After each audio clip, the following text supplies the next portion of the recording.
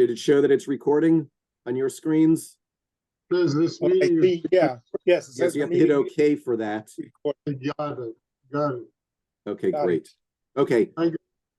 thank you. So welcome, everybody. This is Rabbi Michael Cohen. I'm on the board of the Kaplan Center for Jewish Peoplehood, and we have a wonderful moment here to speak to two of Mordecai Kaplan's students from when he was a teacher at the Jewish Theological Seminary, Rabbi Ray Arzt and Rabbi Michael Graetz. So to start with, Ray, what years were you at the seminary?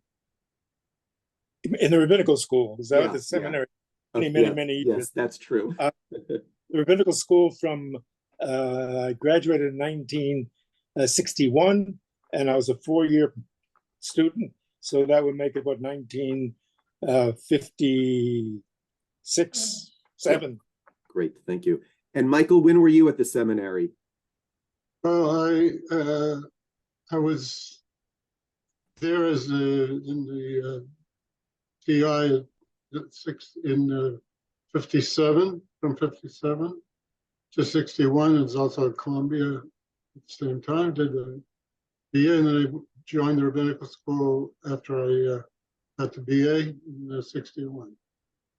Thank you. And Ray, what classes did you take with Kaplan when you were there? Michael, I'll get back to you. Sorry. I only took one class with Kaplan, which I'm not even sure that it was in the rabbinical school, by the way. I may have been taking some course at the same time at Teachers Institute, but it's irrelevant.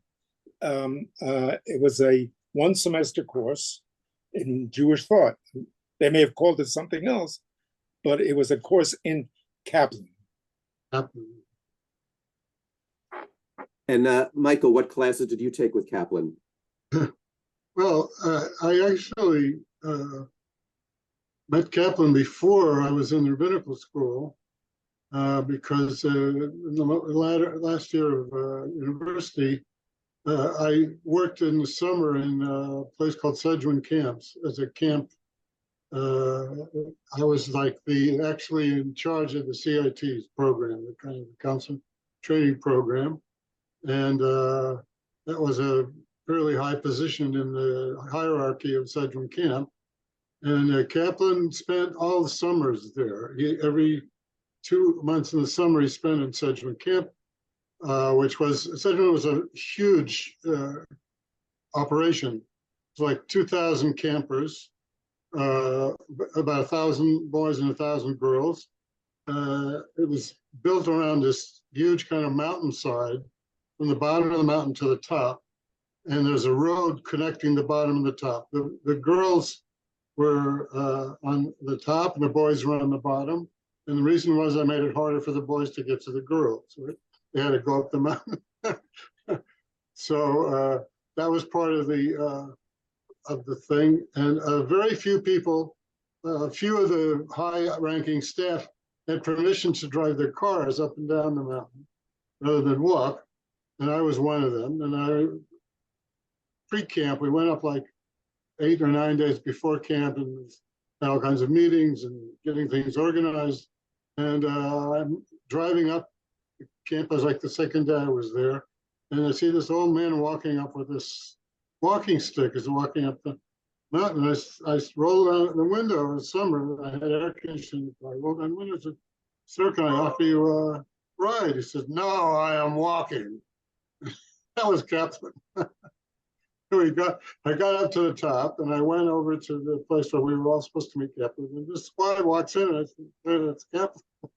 That was my introduction to him. But we became quite friendly over that summer and then several more summers after that during the year. And then, of course, I went and I met him also in SAJ in New York, in his shul. His shul is his kingdom, basically.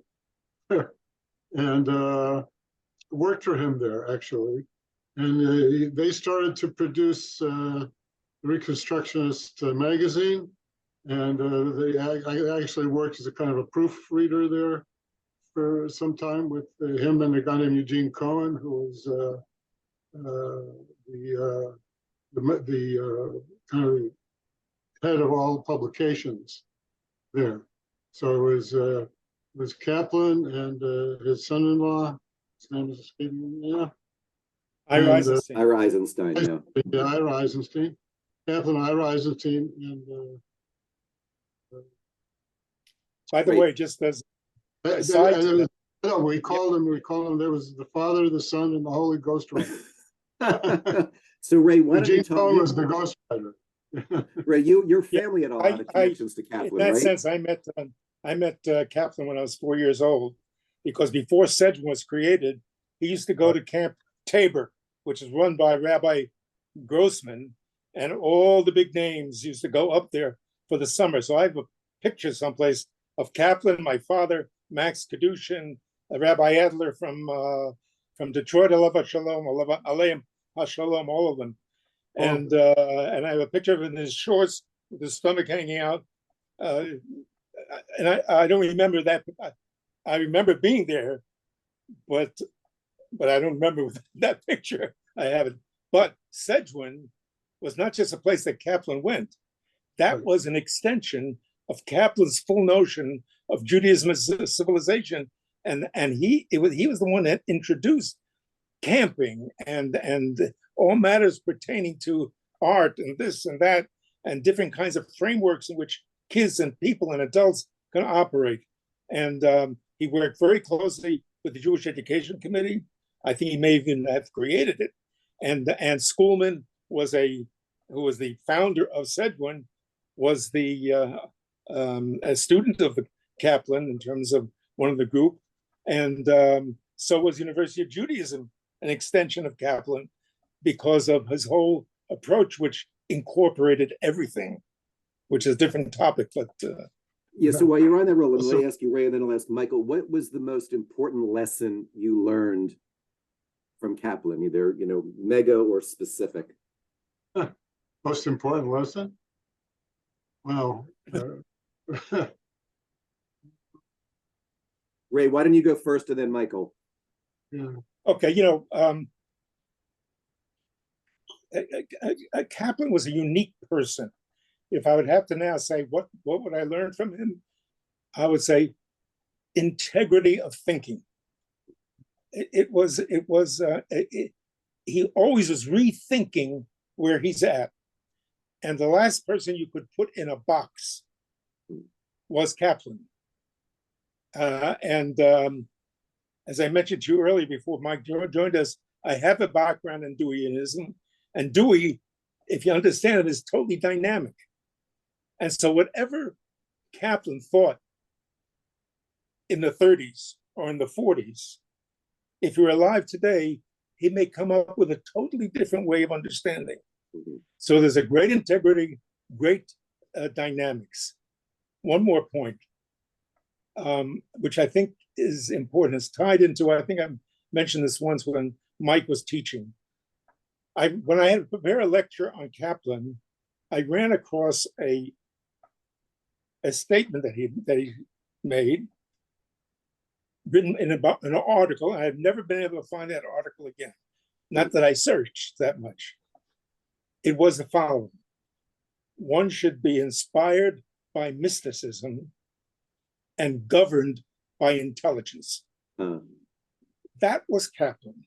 Now, when David Hartman, Alav Shalom, I once invited him in a role that I had to speak to a group of college students.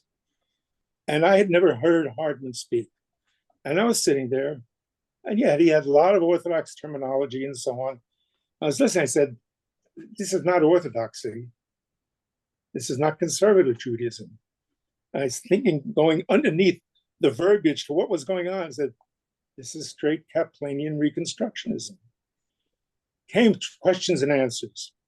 I raised my hand and said, David, I loved your speech, but you were speaking like Kaplan. I mean, in terms of, so he got all red in the face and he said, no. Kaplan had no neshama. And then I remembered the only instructor I ever had at the seminary who began every single class with brachot ala Torah from the beginning, before the Sukkot Zimra, brachot Torah ala Torah, Heschel didn't do it. Mm. Lieberman didn't do it.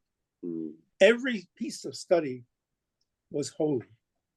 So you can't tell me he had no neshama.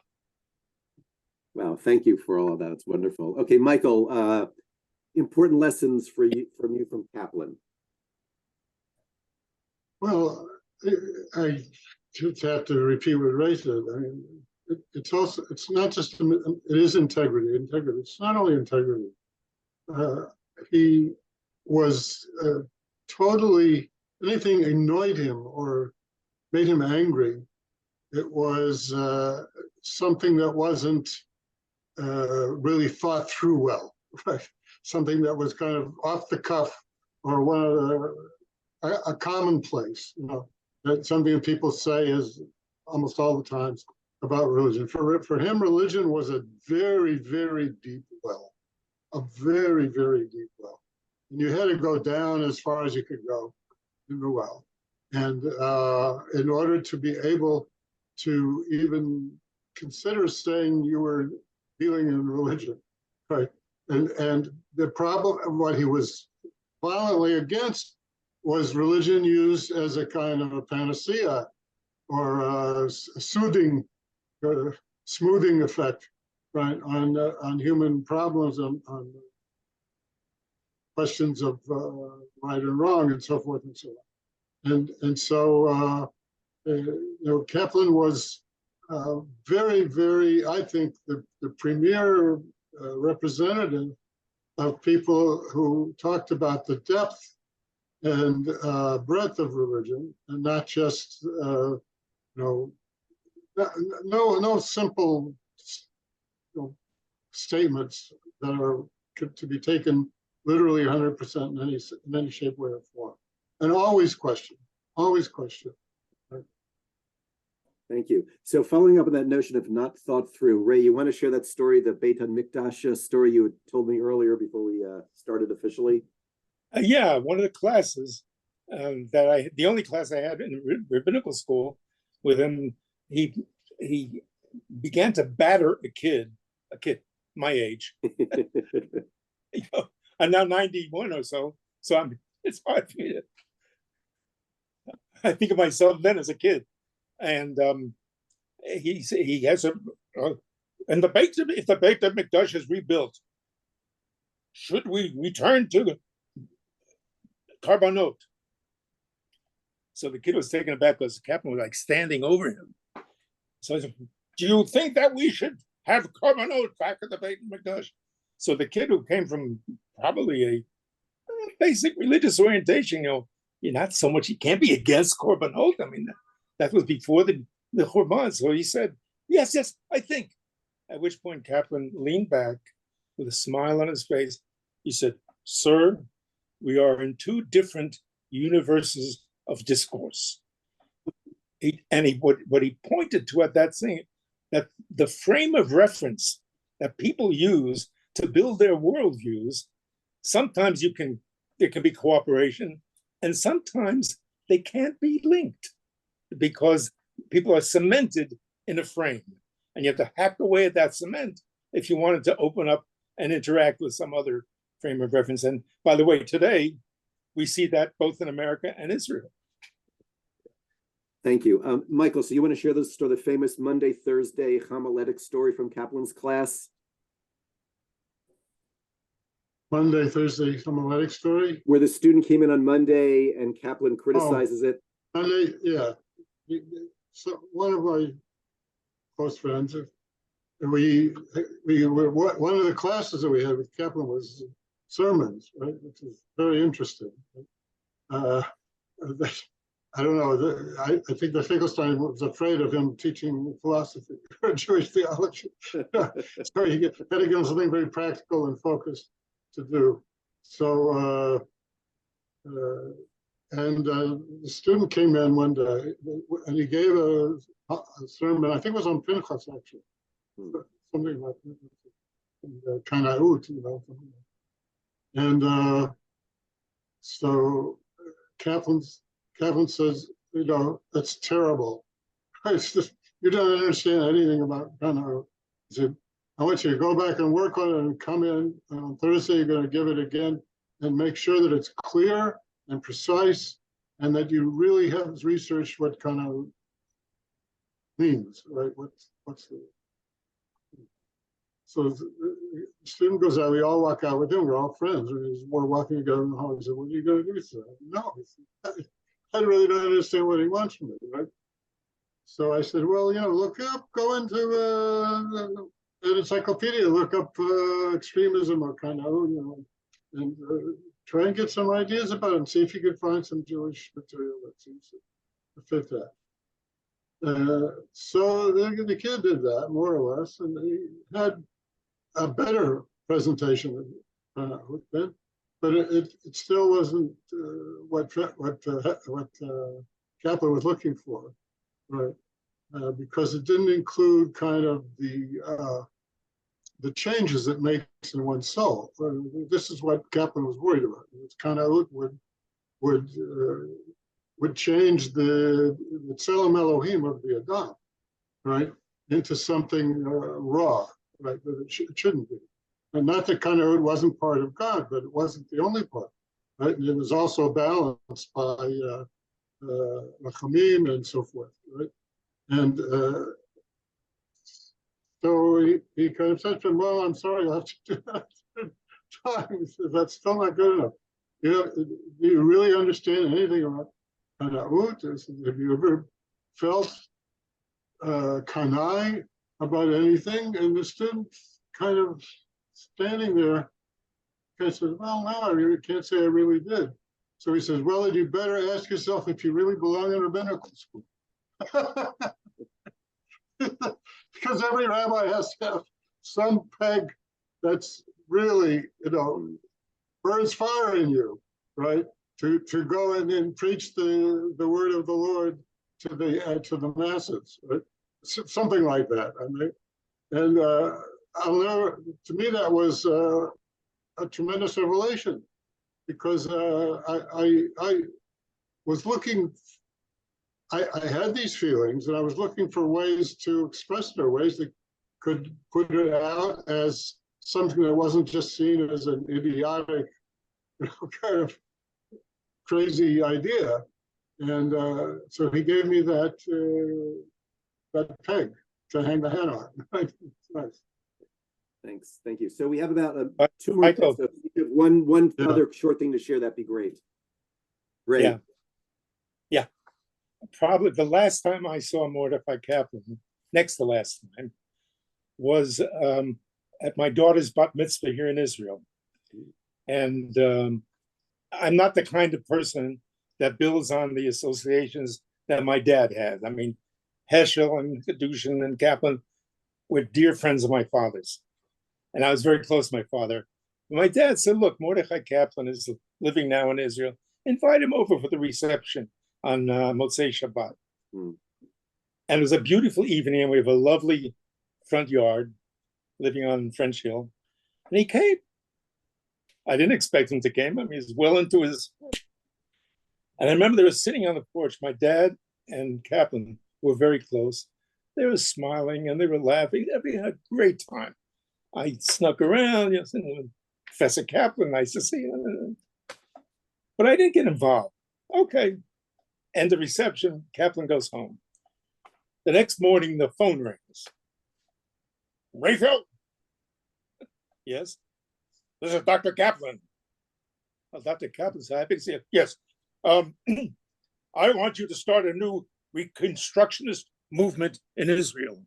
I'm looking at the phone. What do you mean?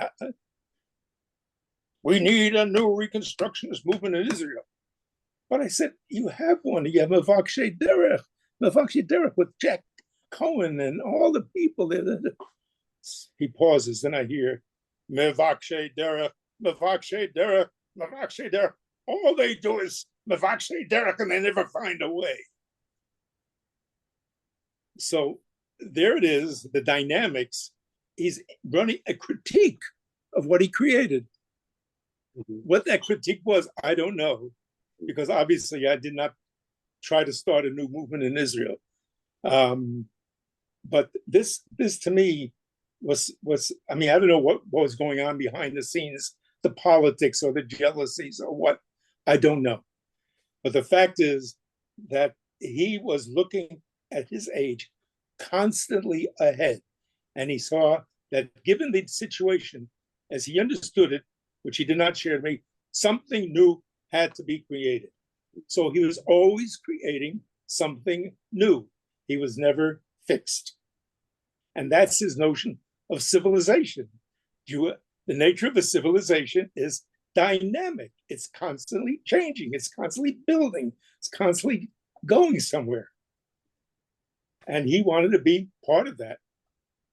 Oh, beautiful. Thank you. I will say Jack Cohen I consider my Rav, and that's a whole other discussion. Michael, any final words from you? No, pretty much what Ray said is what I remembered. And I do remember I was totally, I had several influences in my life. Kaplan was one of the major ones, and Kedushin was another one. For me, he's the only, he's given the key to understand rabbinic theology, which people still don't understand. What? Kedushin was Kaplan's major student, and they broke apart. Well, yeah, they broke apart. I don't think it had so much to do with the theologies involved, but I don't know. I'm really not sure what it was. But for me, those were the shining lights. That's what I hung on to and studied and tried to develop further in all of my rabbinical work during my life. So it was quite important. Yeah. I took pictures then. I was a photographer. I draw my own pictures. And I had these wonderful pictures of Kaplan in summer camp in shorts, and sometimes with his wife, and at his home. He had this little, in Sedrin, he had this little house that was there for him, and he would give us a lecture to the staff. And I have this tremendous picture of him. I don't know where it is. I think it's upstairs. I should have brought it down to show you all. But someday, Michael, you might want to see it. Great picture of him in his house, talking to the staff. Actually, it was in Schoolman. You mentioned Schoolman earlier. Right. So Schoolman had this big house. This is Naomi, by the way. And he would invite all the staff, for various occasions. And I still have the picture of him talking, of a Kaplan talking, and Mike was responding to him. For some reason, he latched on to Mike, and Mike and he had some sort of interchange. I don't remember what they said, but I remember because we're talking about 1963. But I do remember that they really. I literally sat at his feet, as I said. Yes. Nice. Well, thank you for all of this. Maybe we'll do it again, or maybe this thing I should also interview more Kaplan students while we have the opportunity. Yeah. So thank you very much, and to be continued perhaps at another time.